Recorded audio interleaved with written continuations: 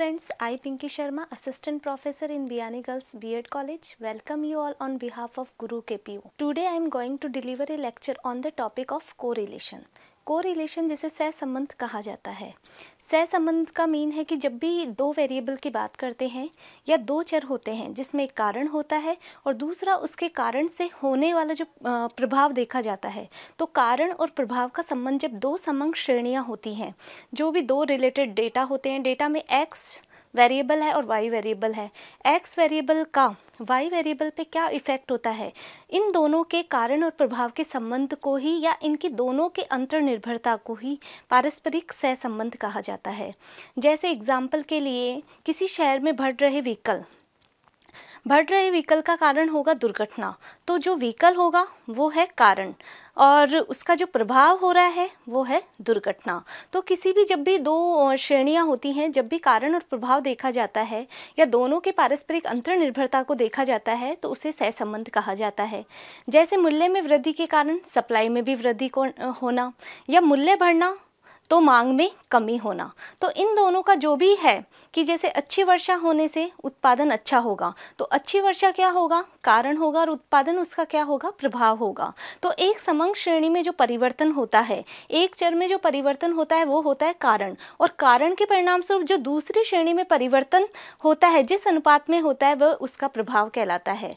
Second है सहसंबंध के प्रकार, टाइप्स ऑफ कोरिलेशन।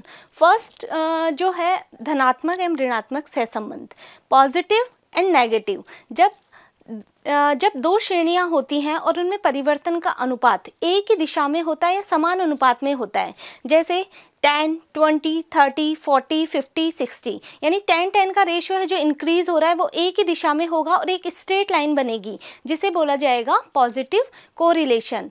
और नेगेटिव कोरिलेशन में जब परिवर्तन का अनुपात समान अनुपात में है लेकिन ठीक विपरीत दिशा में है, यानी एक चर के मूल्य में वृद्धि होगी और दूसरे चर मूल्य में क्या होगी, कमी होगी, तो उसे बोला जाएगा नेगेटिव कोरिलेशन।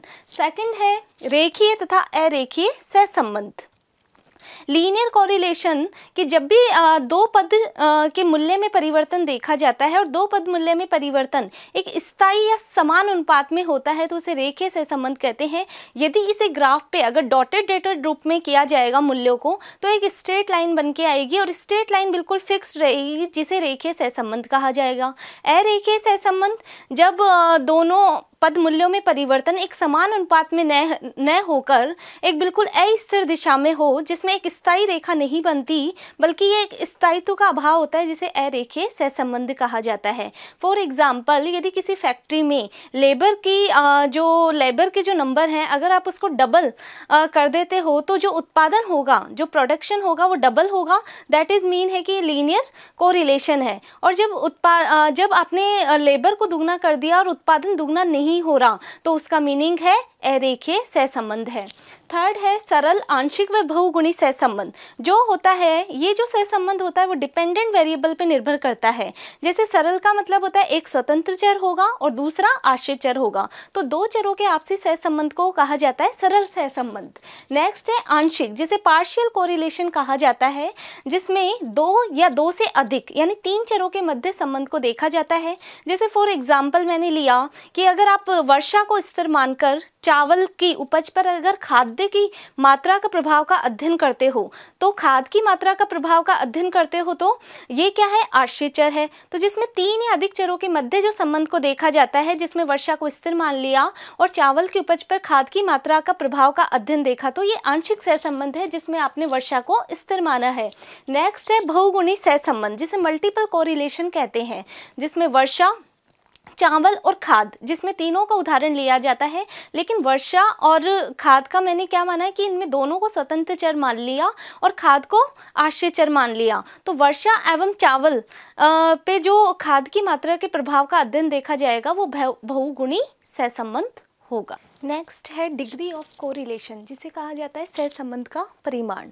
सहसंबंध के परिणाम को 3 भागों में बांटा जाता है। पहला आता है धनात्मक एवं पूर्ण ऋणात्मक सहसंबंध। पूर्ण धनात्मक का मतलब कि जब 2 पद मूल्यों में परिवर्तन एक सीधी दिशा में होता है, या तो वृद्धि ही वृद्धि होती है या बिल्कुल माइनस ही माइनस में जा रहा है, तो अपन उसे बोलते हैं पूर्ण धनात्मक सहसंबंध। इस सहसंबंध को जब अपन ग्राफ पे अंकित करते हैं तो एक सीधी रेखा में स्ट्रेट या समान अनुपात में एक सीधी रेखा बन जाती है, और इसका जो गुणक होता है या जो इसकी डिग्री होती है वो +1 माना जाता है। नेक्स्ट है पूर्ण ऋणात्मक सहसंबंध। जब 2 पद मूल्यों में परिवर्तन तो होता है लेकिन विपरीत दिशा में होता है, यानी एक प्लस हो रहा है और दूसरा माइनस हो रहा है। जैसे एक 20 हो रहा है, दूसरा 10 हो रहा है, एक 40 हो रहा है, नेक्स्ट 30 हो रहा है, तो इसमें जो गुणक माना जाएगा वो माना जाएगा -1। नेक्स्ट है सहसंबंध का सीमित परिणाम। सहसंबंध का सीमित परिणाम कि जब 2 पद मूल्यों में परिवर्तन ऐसा होता है कि न तो पूर्ण सहसंबंध होता है ना सहसंबंध का अभाव होता है, तो इसके लिए 3 डिग्री देखी जाती है। फर्स्ट देखी जाती है निम्न स्तरीय, सेकंड मध्य स्तरीय और थर्ड उच्च स्तरीय। निम्न स्तरीय में कि जब सहसंबंध की मात्रा बहुत कम होती है तो उसे 0 से 0.5 डिग्री के मध्य देखा जाता है। नेक्स्ट है मध्य स्तर कि सहसंबंध की मात्रा न तो बहुत अधिक है और न ज़्यादा कम है, तो इसमें जो बीच वाला जो स्तर देखा जाएगा वो 0.5 से 0.75 के बीच देखा जाता है। नेक्स्ट है उच्च स्तरीय सहसंबंध, जिसमें सहसंबंध की मात्रा अधिक मात्रा में होती है, जिसमें एक पूर्ण जो रेखा बनती है वो या पूर्ण इसकी डिग्री होती है वो 1 के बराबर हो जाती है, और इसमें जो डिग्री देखी जाती है वो 0.75 और 1 के बीच देखी जाती है। Thank you. Please like, comment, share. Don't forget to subscribe channel.